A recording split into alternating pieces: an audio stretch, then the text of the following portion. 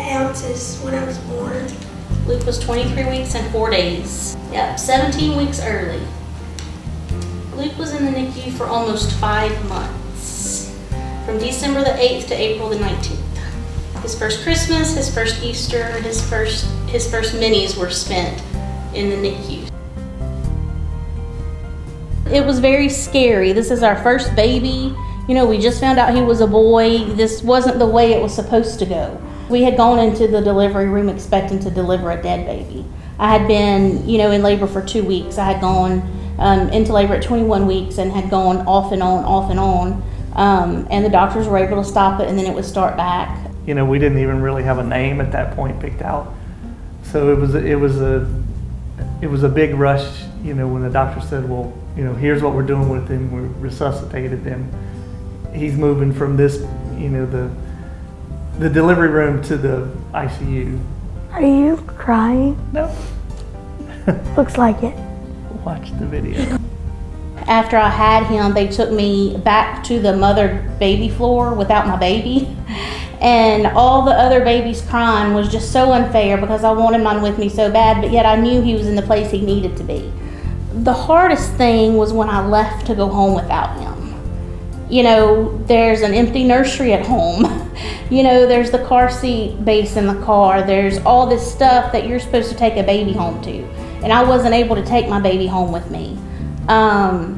In the long run, I think it was probably for the better, because I understand now that, like I said before, he was where he was supposed to be. He was where he needed to be so that he could grow and get the attention that he needed.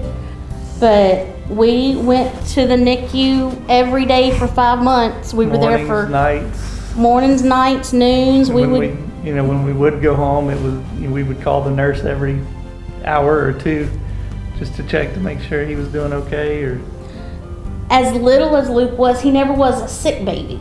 He was a little baby. You know, he had to learn to breathe on his own and to eat on his own. He did go home on oxygen and a heart monitor and with the feeding tube. Yeah. But within a month of coming home from the hospital, he got off all of that and all of his medications. And I think before his feeding tube came out, he was eating crawfish ravioli.